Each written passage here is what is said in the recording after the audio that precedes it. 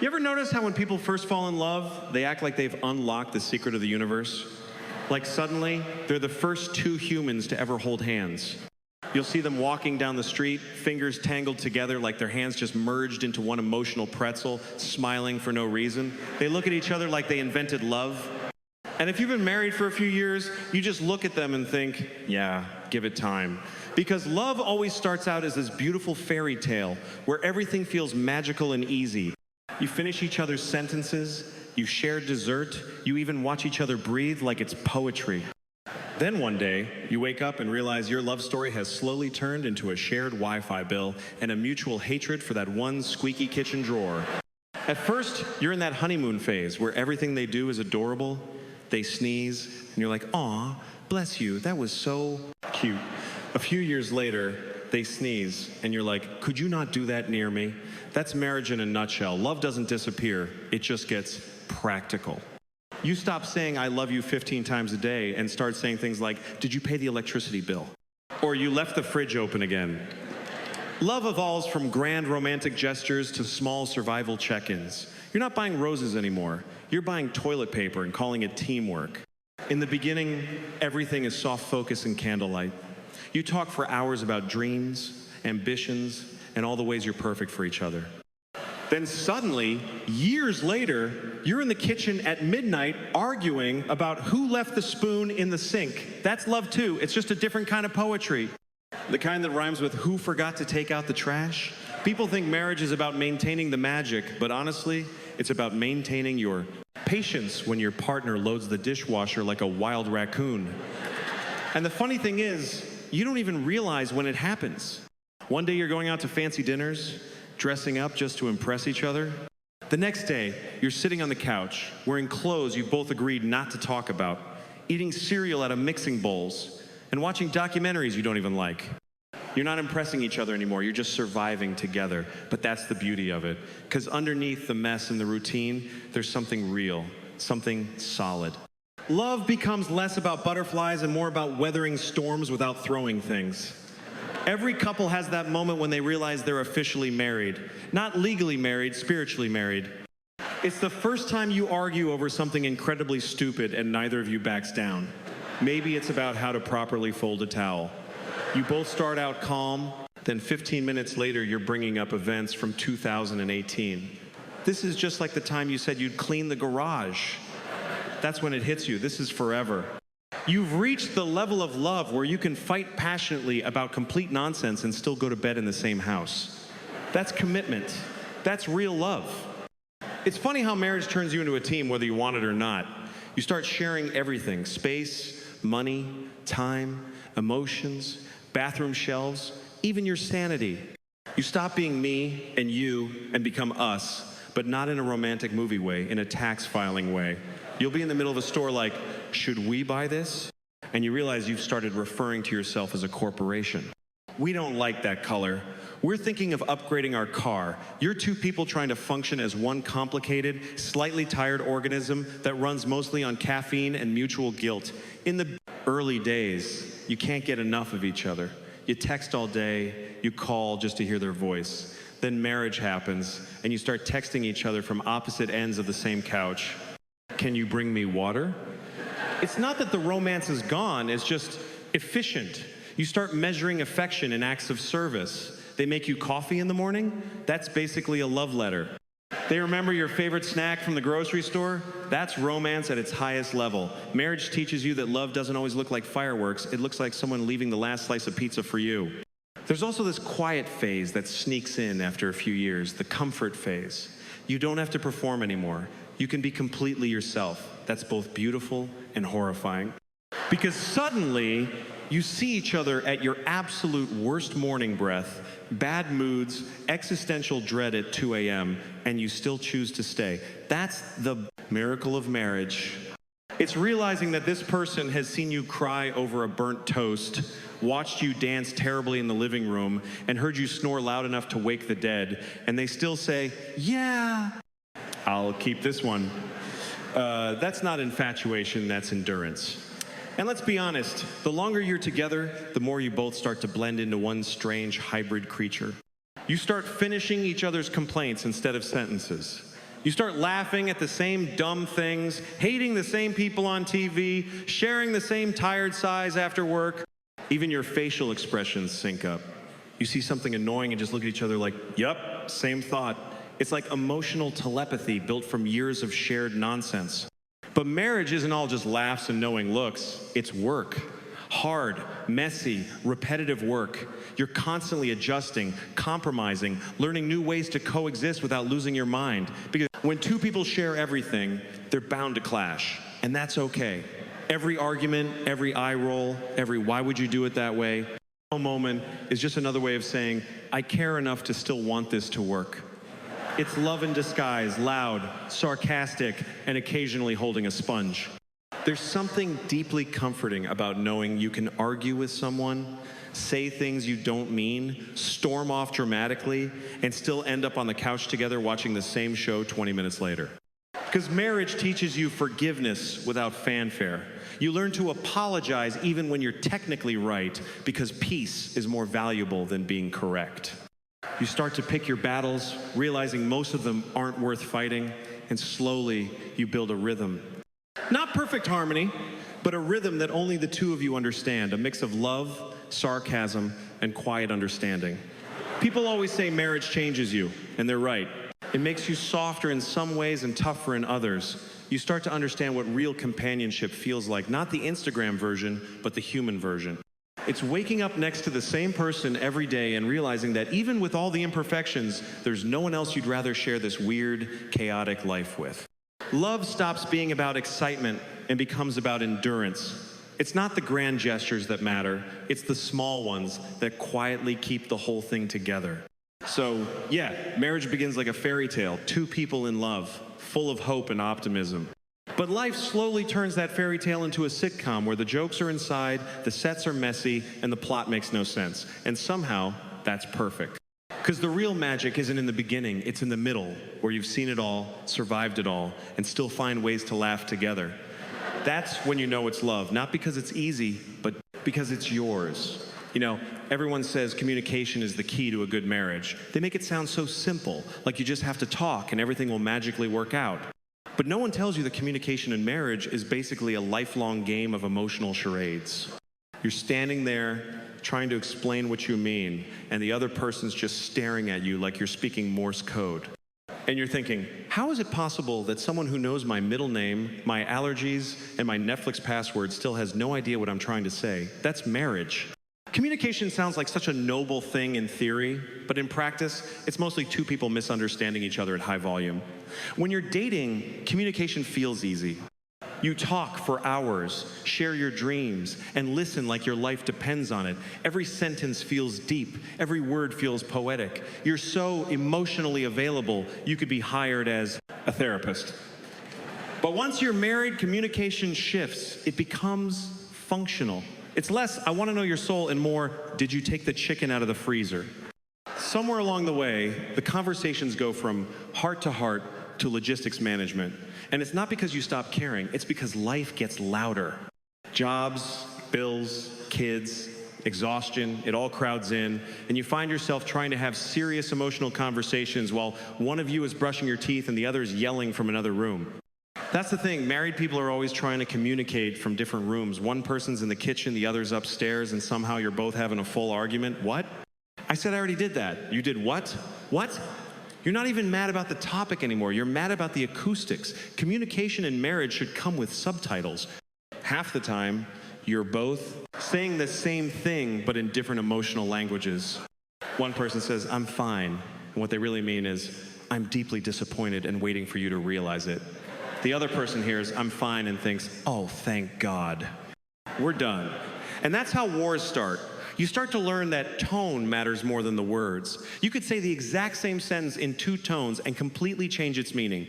That's great can mean that's great, or it can mean that's great, you absolute idiot. And you know which one your spouse meant. There's no hiding. They could say one word, just your name, and you know you're in trouble. Honey, that's love. Honey, that's patience. Honey, that's the sound of a marriage emergency. Sometimes communication in marriage feels like you're constantly auditioning for each other's attention. You're telling a story, they're half listening, scrolling on, Their phone nodding like a bobblehead. Yeah, totally. And you know they didn't catch a single word because 5 minutes later, they'll ask a question that proves it. Wait, who's Mark? The guy I've been talking about for 10 minutes. Oh, right. Yeah, Mark. It's not that they don't care. It's that the human brain can only handle so much conversation about coworkers and laundry detergent before it shuts down. The best part is how couples develop their own weird communication codes over time. You start speaking in half sentences, inside jokes, and looks. You don't even need full words anymore. Just a sigh can mean an entire paragraph. You see your partner across the room at a party, and one look says, "We're leaving in 10 minutes," and they just nod because they got the message. That's advanced level communication. That's telepathy earned through years of shared chaos. Of course, not every communication moment is that smooth. Sometimes you try to be honest, and it backfires spectacularly. Like when your spouse asks, "Do I look okay in this?" That's not a question, it's a trap. There's no safe answer. You try to navigate it diplomatically. "You always look great." "So you're saying this outfit isn't?" No, I'm saying you always look great. "So this one doesn't stand out?" And you're suddenly in a courtroom cross-exam, regretting every life choice that brought you to this moment. Honesty in marriage is like handling dynamite. You have to know when to hold it and when to just nod and walk away. And the arguments, they're masterpieces of miscommunication. You start out talking about one thing, and somehow you end up in a completely different universe. "I just asked you to put the towels away." "Well, you never listen to me." What does that have to do with towels? It has everything to do with towels. Marriage fights are like improv. In theater, nobody knows the script, but you both commit fully. There's always that one moment in the middle of the argument where you forget what started it. You're both yelling, then suddenly one of you pauses and says, "Wait, what were we fighting about again?" And the other goes, "I don't even remember." Then you both just stare at each other, exhausted, and laugh because the alternative is moving out. But deep down, those little communication breakdowns are where the real love hides. Because even when you're frustrated, even when you're repeating yourself for the 5th time, there's this unspoken promise underneath it all. You still care enough to keep trying. Marriage is basically an ongoing conversation with no commercial breaks. You're constantly learning how to speak your partner's language better. Sometimes that means giving space, sometimes that means listening when you'd rather scroll, and sometimes it just means shutting up and hugging each other instead of trying to solve everything. You start realizing that communication isn't about being right, it's about being understood. It's not about winning an argument, it's about staying connected even when you're mad. You learn to pick your words more carefully, not because you're afraid of each other, but because you know how powerful they can be. You learn that silence can be communication too. Sometimes the best thing you can say is nothing, just being there in the same room, breathing the same air, saying, "I'm not leaving," even when it's hard. That's the kind of communication no self-help book can teach you. Over time, you start seeing the humor in it. You start laughing in the middle of arguments because you realize how ridiculous you both sound. "I'm not mad." "Yes, you are." "No, I'm not." "Then why are you yelling?" "Because I'm not mad." It's absurd. And yet it's so human. That's what marriage is. It's two people trying to communicate through the chaos of life, through exhaustion and bills and burnt dinners, and somehow still managing to find each other again and again. Sometimes the best communication happens in silence when you both collapse on the couch after a long day, not saying a word, but knowing exactly what the other person feels. You glance over, see that tired face, and think, "Yeah, we're both still here." No words, no explanations, just mutual survival and quiet affection. That's the real language of marriage. So maybe communication isn't just about talking, it's about translating love through all the noise. It's about knowing that even when your words fail, your effort counts. Because when two people keep choosing to listen, even after years of saying the same things, that's when you know it's real. That's when you realize love isn't perfect understanding, it's the willingness to keep misunderstanding each other together. It's amazing how something as small as a pile of dirty dishes can turn two loving people into rival generals on opposite sides of a domestic war.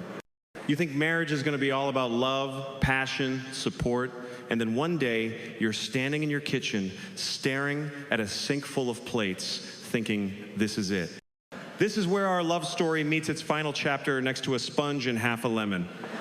The thing is, it's never really about the dishes, it's about what the dishes represent. Because in marriage, every small thing eventually becomes symbolic of something bigger. A dish isn't just a dish anymore, it's a silent question. Do you see how much I do around here? When you first move in together, it's all romantic. You cook dinner together, you leave the dishes for later because you'd rather watch a movie, and it feels like freedom. Then later turns into tomorrow, and tomorrow turns into whose turn is it? That's when you realize the partnership is less about candlelight and more about scrubbing pans that you both swear you didn't use. And somehow, every couple has a different idea of what clean means. One person thinks rinsing something counts as washing it. The other treats the sink like a hazmat zone if they spot a single crumb. Marriage is just two people with wildly different definitions of hygiene trying to coexist without calling a mediator. It's funny because it always starts small. You're tired, you leave a bowl in the sink, you think it's no big deal. Then the next day, it's still there. The other person notices. They don't say anything at first, they just give that quiet sigh, the one that says, I'm choosing peace for now. But peace never lasts. By day 3, that bowl has become a symbol of oppression. You walk in, and there's tension in the air. Are you gonna wash that? I was just about to. You said that yesterday. And just like that, this bowl is now a metaphor for your entire communication dynamic. The great thing about arguments over little stuff is how they never stay little. You start with dishes and somehow end up at, you never listen to me, or you don't appreciate what I do. It's like a magician's trick. 1 minute it's about a fork, and suddenly you're both unpacking 10 years of emotional baggage. You're like, wait, how did we get here? I just said I'd wash the pan. But that's the magic of marriage. Everything connects. Every tiny action carries emotional weight. The way someone loads a dishwasher can say more about their soul than their horoscope. And then there's the scorekeeping. Oh, the invisible scoreboard that lives in every relationship. I did the laundry, so you should do the dishes. I took out the trash, so now it's your turn to vacuum. It's like running a small domestic democracy where both parties believe they're underpaid. You don't even realize it's happening until you catch yourself mentally tallying chores like a bookkeeper of resentment. I've done it 3 times this week, and they've done it once. Suddenly, you're not even cleaning anymore. You're collecting evidence for a trial. The truth is, the dishes argument is never really about who's right. It's about wanting to feel seen. When one person gets angry that the sink is full, what they're really saying is, I'm tired, and I wish you noticed that I'm tired. It's about wanting to feel like you're in it together, like your efforts matter. But in the middle of the argument, you forget that. You're too busy defending yourself. You start saying things like, I was gonna do it, which is the classic marital loophole. You get credit for intent, not action. I was going to becomes a perfectly acceptable excuse in the married person's vocabulary, even though in the real world it means absolutely nothing. Then there's that magical moment after a fight when both of you start cleaning in angry silence. You're scrubbing the counter like it personally offended you. The other person's wiping the fridge like they're trying to erase history. You're both moving around the kitchen like passive-aggressive ghosts. Nobody talks, but the air is full of statements. And yet, even in that weird quiet, there's a strange kind of connection because you're both still there. You're mad, but you're cleaning together. It's dysfunctional teamwork, but it counts. You start to realize that every marriage has the dishes. For some couples, it's laundry. For others, it's driving, money, or how to load groceries. It's that one recurring argument that always comes back no matter how many times you think you've solved it. You'll say, we're never fighting about this again, and then 6 months later, boom, it's back, like a bad sequel. But maybe that's the point. Maybe those little fights are what keep you connected in a strange way. They're reminders that you're both human, still trying, still bumping into each other's flaws. There's this moment that happens after years of marriage when you catch yourself mid-argument and just start laughing. You're both standing there furious over something stupid, and one of you just cracks because you realize how absurd it all is. 2 grown adults ready to go to war over a spoon. You both start laughing, not because it's funny, but because it's real. It's life. That's when you know you've hit a different level of love, the kind where you can be mad and still see the comedy in it. The older your marriage gets, the more you learn that it's not about eliminating these arguments, it's about surviving them with grace. You start to pick your battles. You figure out which things are worth fighting about and which things are just moments of stress disguised as moral crises. Eventually, you realize that sometimes it's easier to just do the damn dishes than to spend 3 hours debating them. Not because you're giving in, but because peace is worth more than being right. And in a weird way, those small fights are actually proof that you care.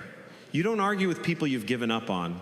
You argue because you still want to be understood, because you still believe it matters. The dishes aren't the problem. They're the symptom of two people still trying to be a team. Every argument is a test of whether you can stay connected when life gets annoying.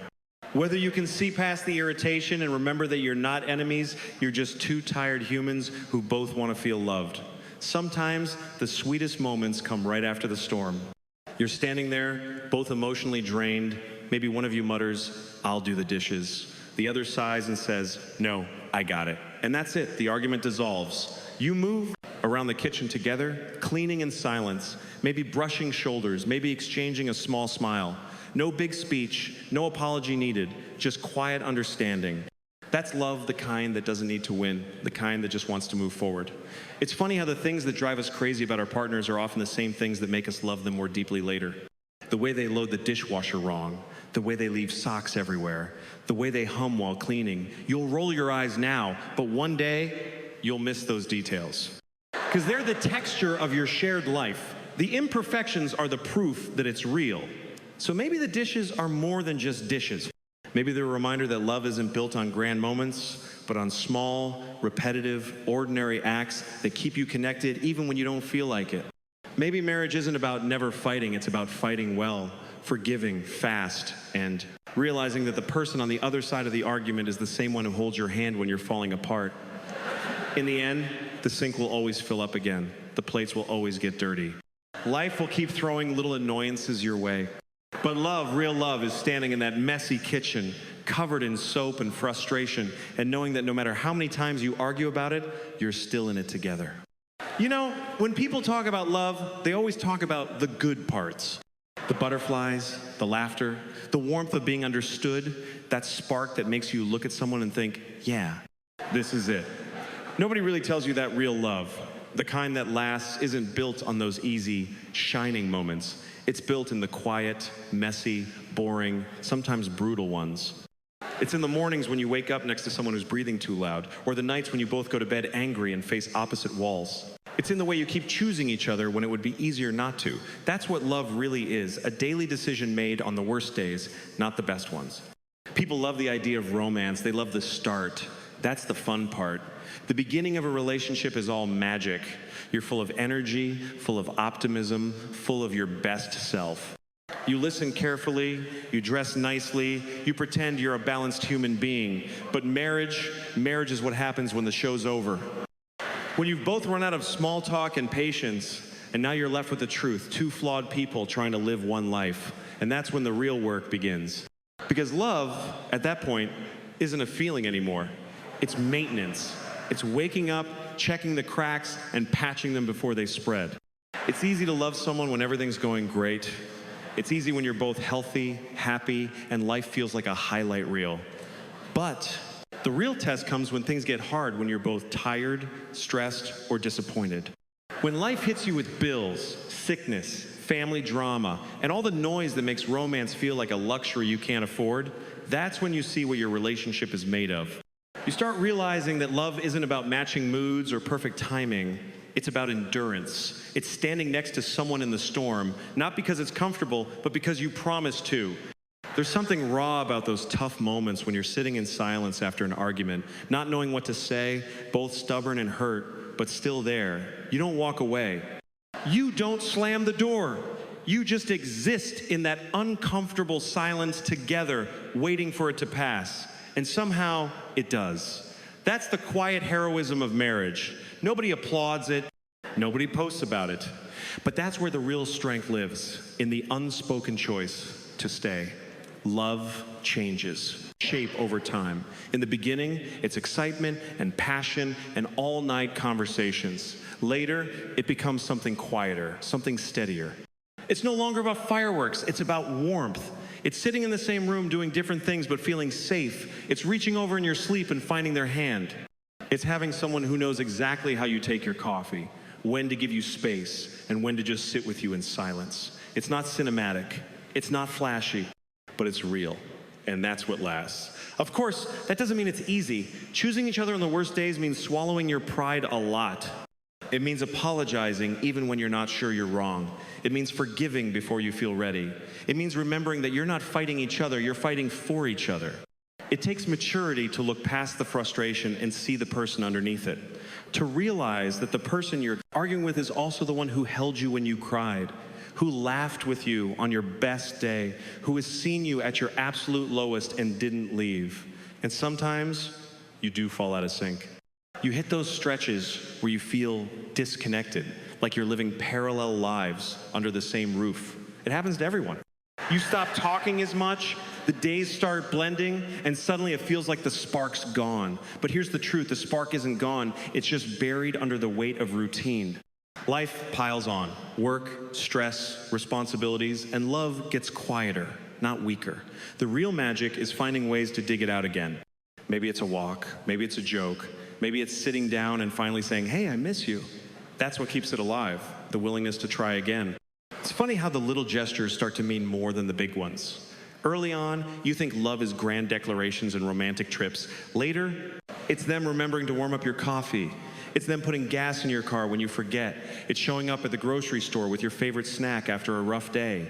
These small, invisible things, they're how love survives the years. They're the glue holding the whole crazy thing together. And then there are the moments when life really hits, when something breaks, when one of you gets sick, when the world feels heavy. That's when love grows up.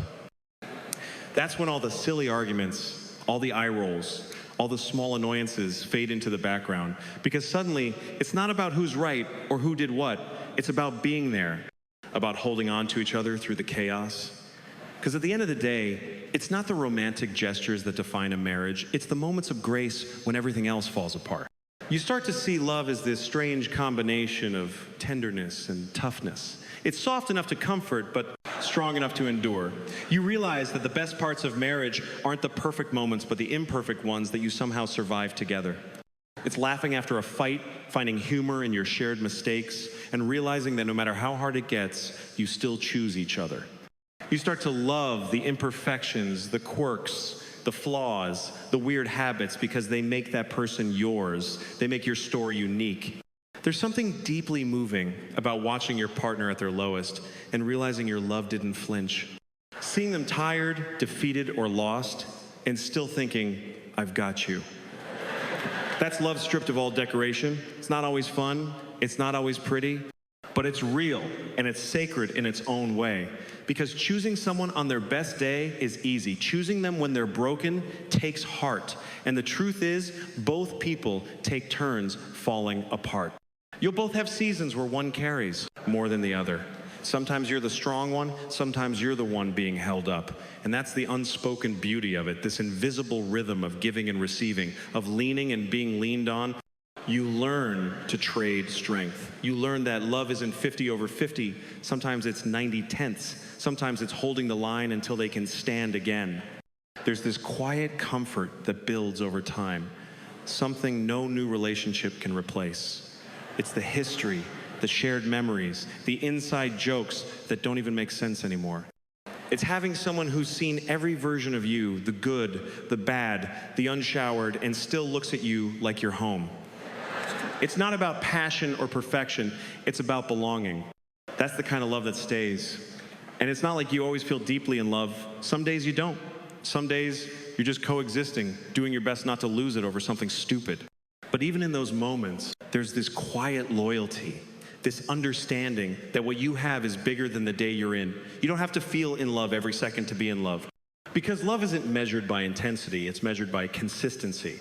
Over time, you realize that the real meaning of marriage isn't happily ever after. It's patiently, imperfectly ever after. It's waking up each day and saying, okay, we're still here.